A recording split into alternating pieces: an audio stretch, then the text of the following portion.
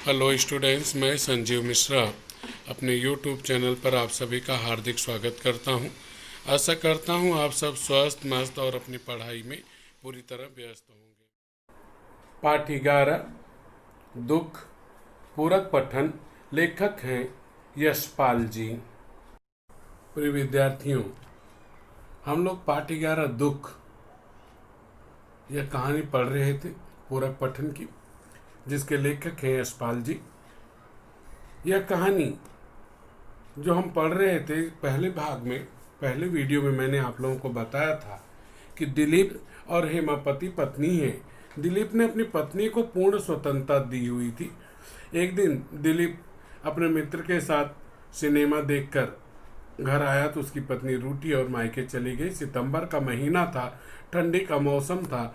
ऐसे समय में दिलीप बहुत उदास हो गया। उसके मन में तरह तरह के ख्यालात आने लगे और वह बहुत अधिक निराश और दुखी हो गया। उसने अपने आप को घर में कैद रखा, बाहर नहीं निकल रहा था। हल्की बूंदाबांदी हो रही थी, ठंडी बढ़ चुकी थी। ऐसे समय में दिलीप जो है शाम के समय 6 बजे वह घर से बाहर निकला साइकिल लेकर के और मिंटो पार्क में जाकर बैठ गया।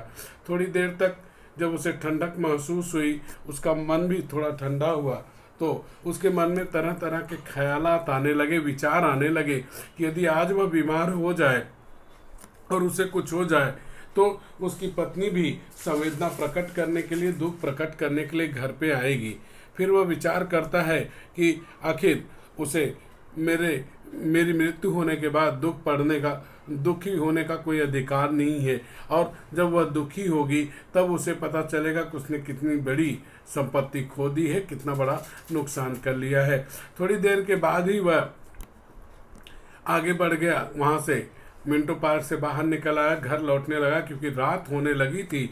ऐसे समय में वह देखता है कि सड़क पर कोई नहीं है, बिजली के खंभे लगे हैं, उन पे लाइटें जल रही हैं।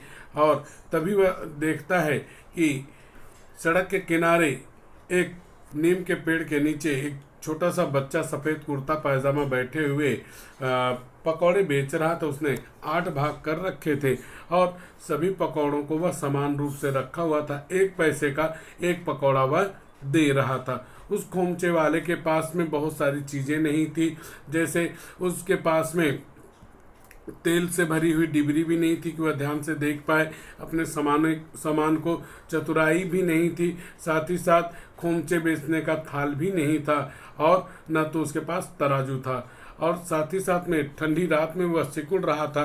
दिलीप देखता है तो पाता है इस ठंडे के मौसम में केवल वह और वही छोटा सा बच्चा जो कि खोमचे वाला था वह सामान बेच रहा है।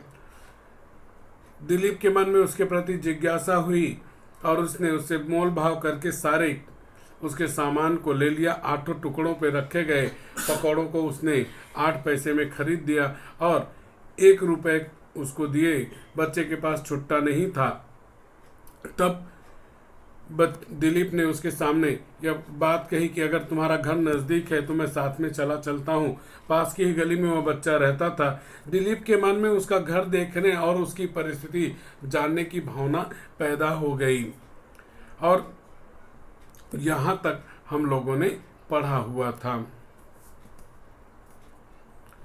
दिलीप ने पूछा, तुम्हारा घर कहाँ है? पास ही गली में है, लड़के ने जवाब दिया। दिलीप के मन में उसका घर देखने का कौतूहल जाग उठा। कौतूहल का मतलब होता है जिज्ञासा। बोला, चलो मुझे भी उधर से ही जाना है, रास्ते में तुम्हारे घर से पैसे ले लूंगा। बच्चे ने घबरा कर कहा, पैसे तो घर में भी न होंगे।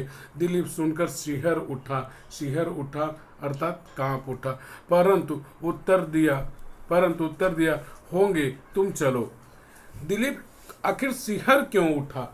उसके मन में यह भावना आई कि कोई क्या इतना भी गरीब हो सकता है और गरीबी के कारण इतना भी दुखी हो सकता है, दरिद्र हो सकता है कि उसके पास 1 रुपए का भी छुट्टा नहीं होगा। इस बात से वह सिहर उठा।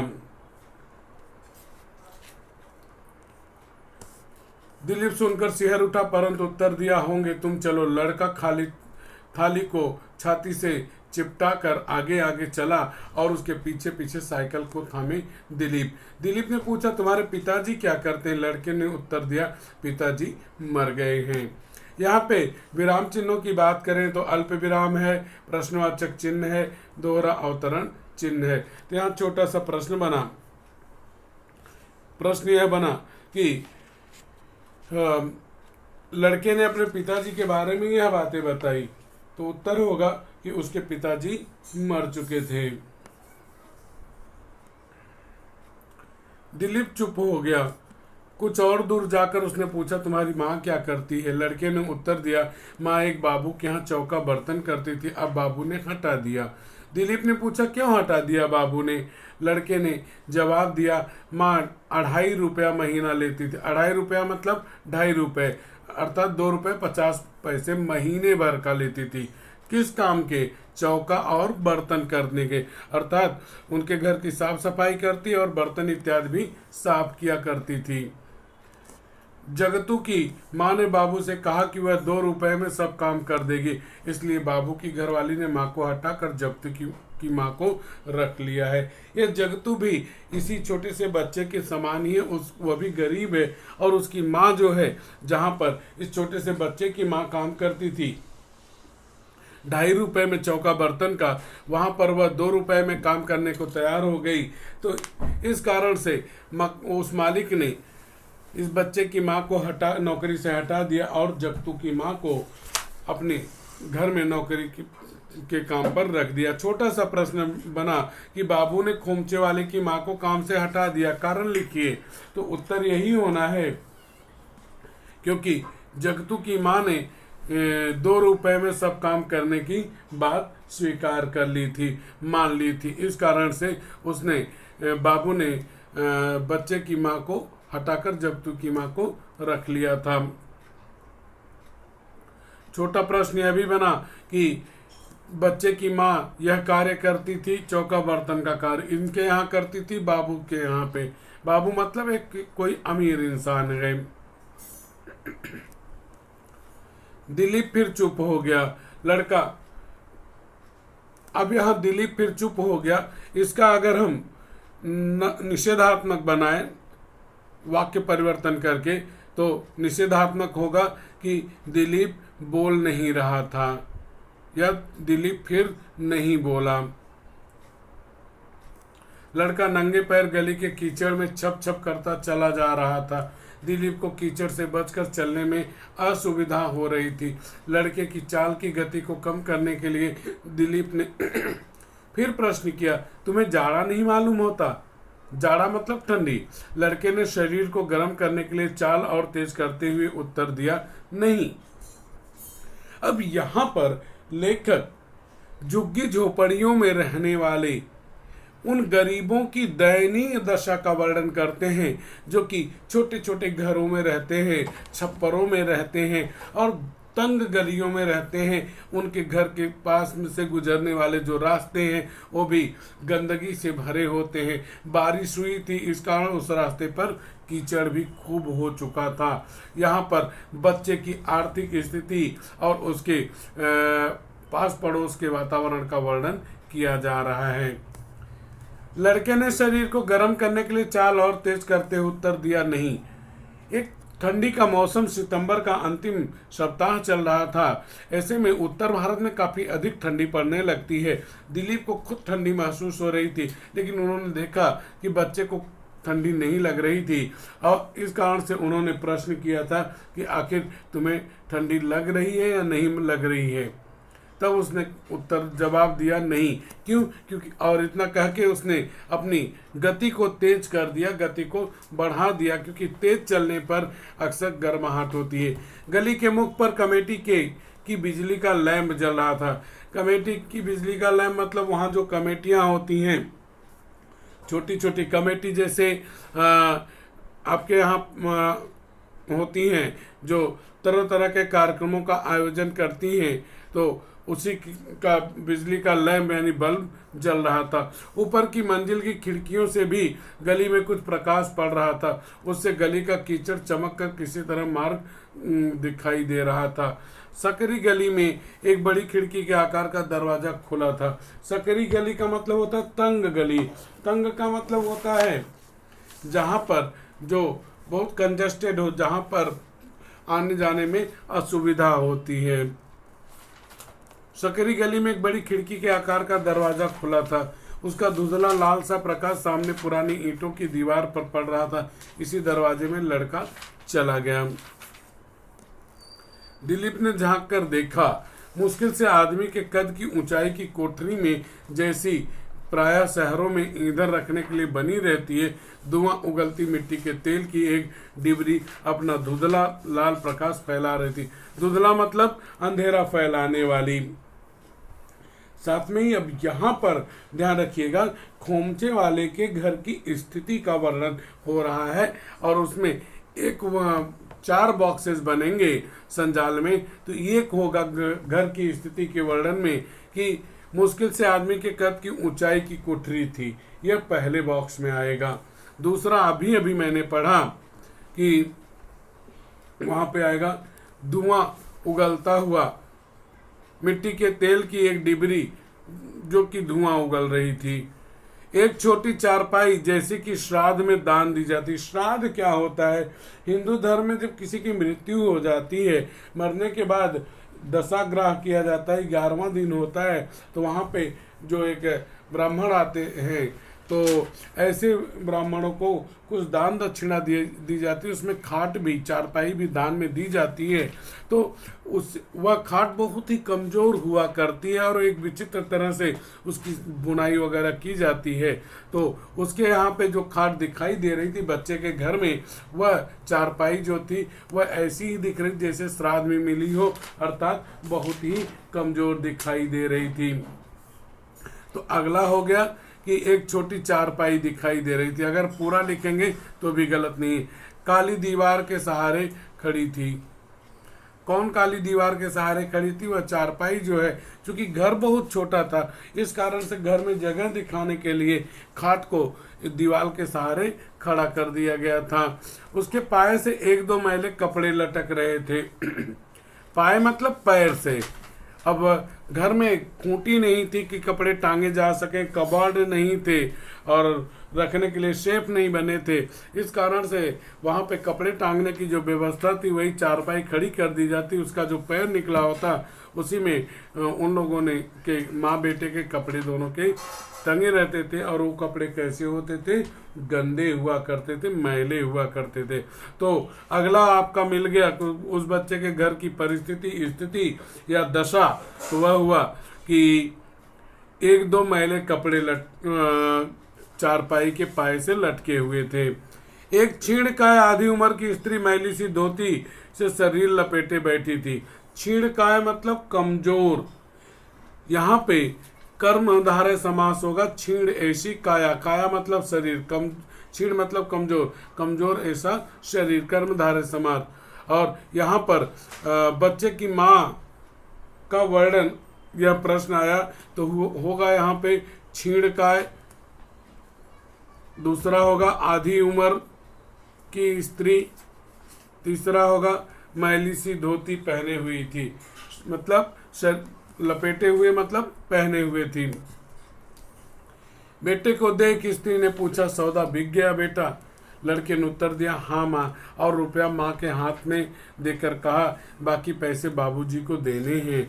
रुपया हाथ में ले माँ ने विस्मय से पूछा, कौन बाबू बेटा? विस्मय मतलब आश्चर्य से। बच्चे ने उत्साह से कहा, उत्साह मतलब जोश। साइकिल वाले बाबू ने सब सौदा लिया है, उनके पास छुट्टे पैसे नहीं थे। बाबू गली में खड़े हैं। घबरा कर माँ बोली, रुपए के पैसे कहाँ से मिलेंगे बेटा? सिर के कपड़े को संभाल दिलीप को सुनाने के अभिप्राय से माँ ने कहा। अभिप्राय मतलब, अभिप्राय का मतलब होता है विचार से। माँ ने कहा, बेटा रुपया बाबू जी को लौटा कर घर का पता पूछ ले, पैसे कल ले आना। जब दिलीप उस छोटे से बच्चे के साथ में उसके घर में पहुंचता है तो उसके घर की आर्थिक स्थिति देख करके उसे बड़ा दुख होता है। वह देखता है तो पाता है उसका घर छोटा सा है और उसके घर में एक डिबरी है मिट्टी के तेल की, जिससे बहुत अधिक धुआं निकल रहा है। साथ में ही वह देखता है तो पाता है कि घर की आर्थिक स्थिति बहुत खराब है। एक चारपाई है जो कि बहुत ही छोटी सी है और टूटी हुई सी है, श्राद्ध में मिल रही लग रही है। साथ में ही जगह कम है, इस कारण से वह चारपाई वहां पर एक दीवार से खड़ी कर दी गई और उसी पे उनके गंदे कपड़े माँ बेटे के पड़े हुए हैं। माँ अपने बच्चे को देखकर जिज्ञासा में पूछती है कि क्या सौदा बिक गया।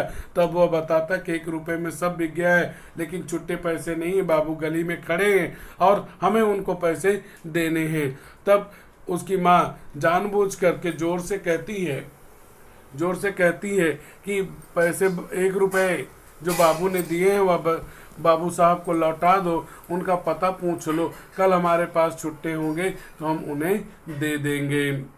इस तरह से यहाँ पे लेखक ने हमारे देश के जो गरीब हैं, जो बहुत ही असहाय हैं, लाचार हैं, उनका वर्णन किया हुआ है। लड़का रुपया ले दिलीप को लौटाने आया। दिलीप ने ऊंचे स्वर से, ताकि माँ सुन ले, कहा, रहने दो, कोई परवाह नहीं, फिर आ जाएगा। तो यहाँ पे आपका प्रश्न आपका जो बनता है कि पैसा लौटाने के संदर्भ में दिलीप ने यह बातें कही, तो होगा कि रहने दो, कोई परवाह नहीं, फिर आ जाएगा, मतलब बाद में आऊंगा और कभी ले लूंगा कोई सामान। सिर के कपड़े को आगे खींच स्त्री ने कहा, नहीं जी, आप रुपया लेते जाइए, बच्चा पैसे कल ले आएगा। दिलीप ने शर्माते हुए कहा, रहने दीजिए, यह पैसे मेरी तरफ से बच्चे को मिठाई खाने के लिए रहने दीजिए। स्त्री नहीं करती रह गई। दिलीप अंधेरे में पीछे सरक गया। यहाँ पर लेखक दिलीप की दरिया दिली का वर्णन करते हैं और यहाँ पर बताते हैं कि मानवता जीवन का मूल आधार है। हमें एक व्यक्ति होने के नाते, एक मनुष्य होने के नाते दूसरों की मदद करनी चाहिए, लेकिन कभी कभी यह क्षणावेश होती है, थोड़े समय के लिए पैदा होती है। दिलीप 1 रुपया न लेकर के उस बच्चे को मिठाई खाने के लिए दे करके वहां से चल दिया। स्त्री के मुरझाए कुमलाए पीले चेहरे पर कृतज्ञता और प्रसन्नता की झलक छा गई। तो यहाँ पर आपका जो प्रश्न बनता है वही यह है कि स्त्री के चेहरे पर यह भाव पैदा हुआ कृतज्ञता और प्रसन्नता का। कृतज्ञ मतलब होता है कि एहसानमंदी का। जब हम किसी के एहसानमंद होते हैं, उपकार मानते हैं, हम कृतज्ञ कहलाते हैं। जब एहसान फरामोश होते हैं तो हम कृतज्ञ कहलाते हैं। यहाँ पे देखेंगे तो ता दोनों प्रत्यय लगे हुए हैं। यहाँ पे अभी प्रश्न आपका बनता है कि स्त्री के चेहरे पर ये इस रूप में स्त्री का चेहरा इस रूप में दिखाई पड़ रहा था। मुरझाए कुमलाए वे पीले रंग का चेहरा दिखाई पड़ रहा था।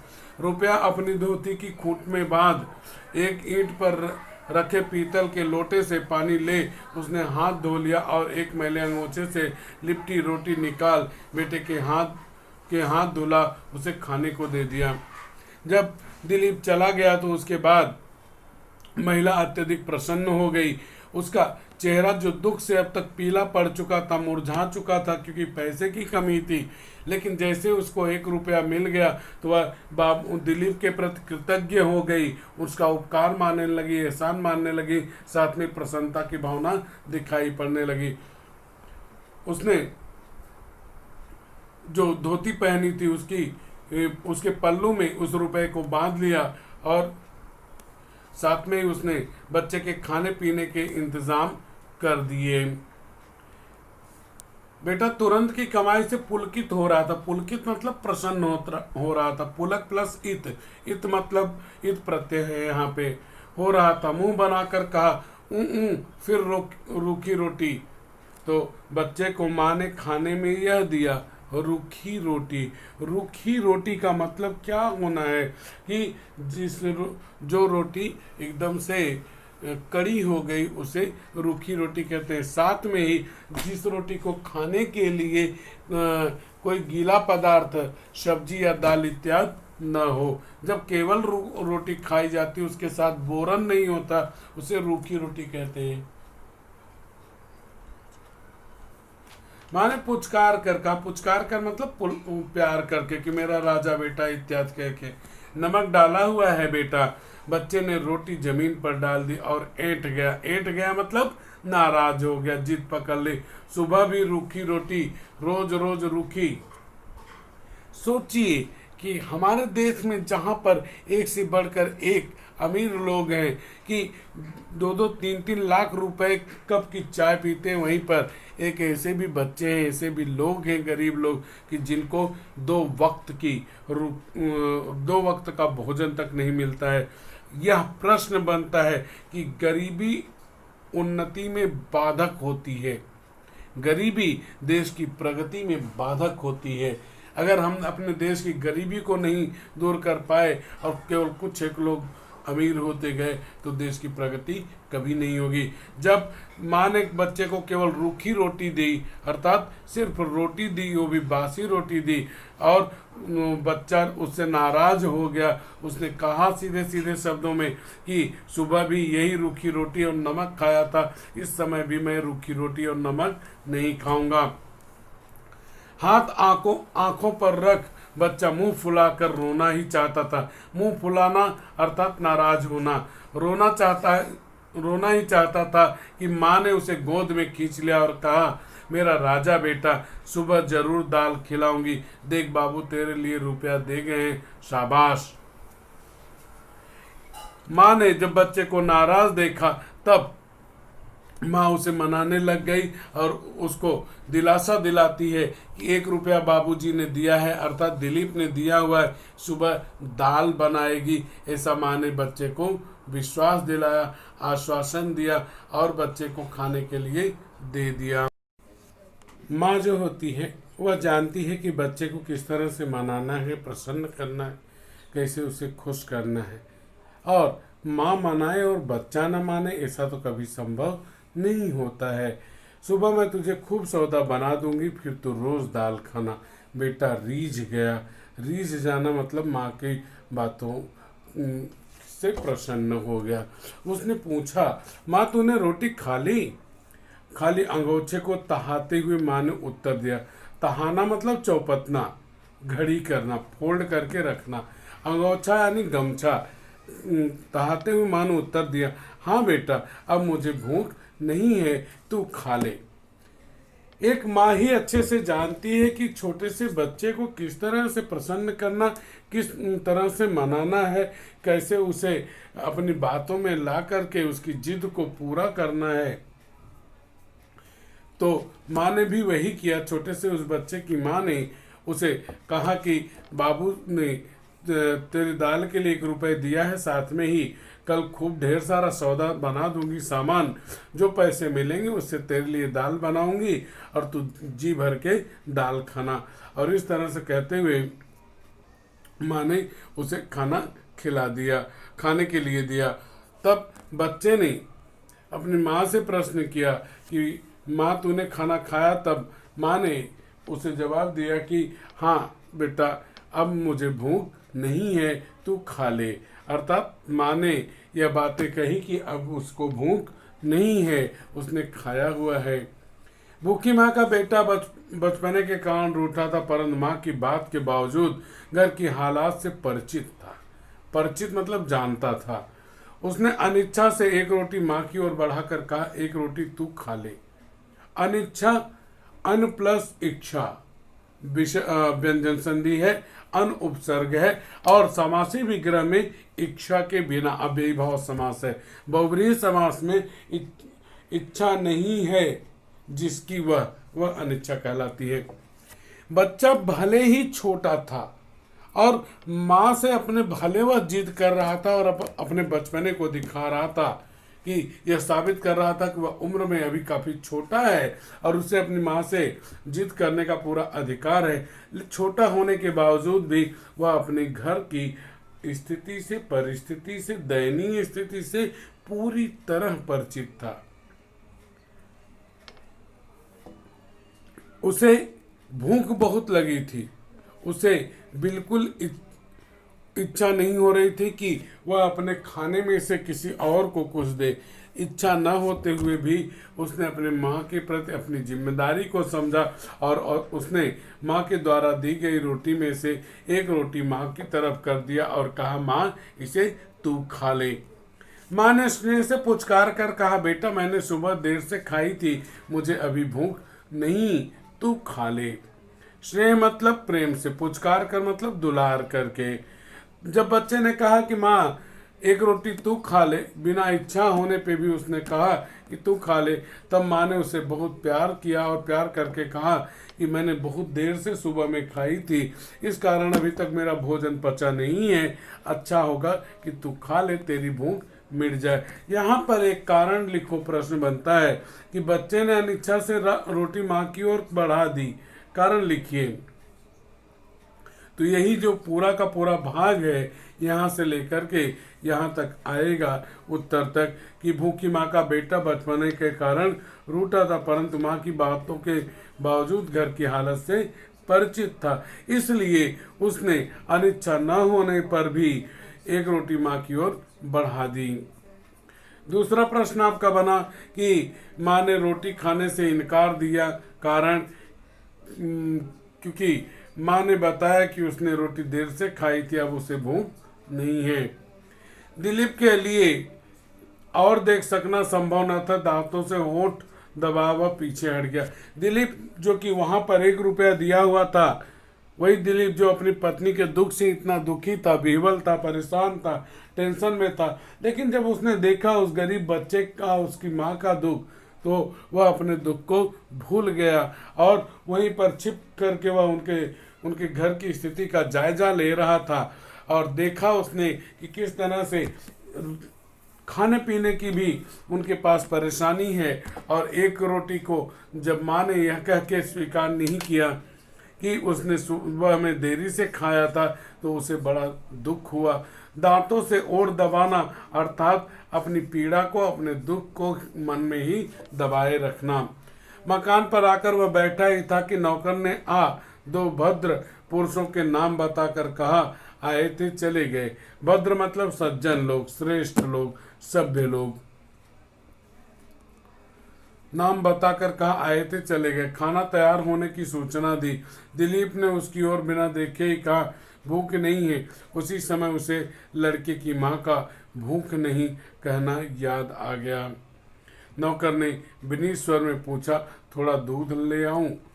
यहाँ पर एक अमीर व्यक्ति को गरीबी से परिचय होने पर किस तरह से उसकी भावना उमड़ आती है, दूसरे का दुख देख लेने के बाद किस तरह से अपना दुख व्यक्ति भूल जाता है, उसी का वर्णन लेखक ने किया है। घर पहुंचने के बाद दिलीप का नौकर बताता है कि आप नहीं थे तो 2 लोग आए थे, 2 सज्जन लोग, और आए थे और थोड़ी देर के बाद चले गए। साथ में उसने कुछ देर के बाद बताया कि खाना तैयार है, आप खाना खा लीजिए, लेकिन दिलीप ने यह इनकार कर दिया और कहा भूख नहीं है। यह वाक्य कहते समय उसे उस छोटे से बच्चे की माँ का चेहरा याद आ गया, जो रोटी ना होने के कारण, घर में खाने की तंगी होने के कारण, और अगर एक रोटी खा लेगी तो बच्चे का पेट नहीं भरेगा, उसके कारण अपने बच्चे से कहती है कि मुझे भूख नहीं है। नौकर ने विनीत स्वर में कहा, विनीत मतलब नम्र स्वर में, विनम्रता से भरकर स्वर में मतलब आवाज में पूछा, थोड़ा दूध ले आऊं? दिलीप को गुस्सा आ गया। उसने गुस्से से कहा, क्यों? भूख ना हो तो दूध पिया जाता है, दूध ऐसी फालतू चीज है। नौकर कुछ न समझ विस्मित खड़ा रहा। विस्मित मतलब आश्चर्यचकित। दिलीप को अब दुख, दर्द, तकलीफ, परेशानी इत्यादि का अनुभव हो चुका था। वह वास्तविक दुख क्या होता है इससे परिचित हो चुका था। उसे अपनी इच्छाएं पूर्ण होने, अपनी इच्छाएं अधूरी रह जाने, अपूर्ण रह जाने का उतना दुख हम नहीं रहता जितना उस गरीब बच्चे के दुख से वह दुखी था। वह अपना दुख भूल चुका था और जब उसे याद आया कि वह माँ अभी तक भूखी है तो उसने खाना खाना स्वीकार नहीं किया। नौकर के निवेदन करने पे कि थोड़ा दूध पी लीजिए कम से कम थोड़ा पेट तो भर जाएगा। तब दिलीप को गुस्सा आ गया कि मेरे पास तो खाने पीने के बहुत सारे सामान हैं, वस्तुएं हैं, लेकिन एक ऐसी माँ भी है, एक ऐसा बेटा भी है जो ठीक से अपना पेट भी नहीं भर सकता है। अगर दोनों में से एक खाता है तो उसका पेट भरेगा, अगर दोनों खाते हैं तो एक भूखा रह जाएगा। इसलिए वह अपने नौकर के ऊपर क्रोधित हो गया और नौकर को ये सारी बातें समझ में नहीं आ रही थी। दिलीप ने खींचकर कहा, जाओ। मिट्टी के तेल की डिबरी के प्रकाश में देखा हुआ दृश्य उसकी आंखों के सामने से हटना नहीं चाहता था। छोटे भाई ने आकर कहा, भाभी ने पत्र भेजा और लिफाफा दिलीप की ओर बढ़ा दिया। पत्र का समानार्थी चिट्ठी, खत दिलीप की ओर बढ़ा दिया। दिलीप ने पत्र खोला। पत्र की पहली पंक्ति में लिखा था, मैं इस जीवन में दुखी देखने के लिए पैदा हुई हूं। दिलीप ने आगे न पढ़ पत्र फाड़कर फेंक दिया। यहां पर आपका महत्वपूर्ण प्रश्न बन रहा है कि दिलीप ने पत्र फाड़ कर फेंक क्यों दिया, पत्र को फाड़ क्यों दिया।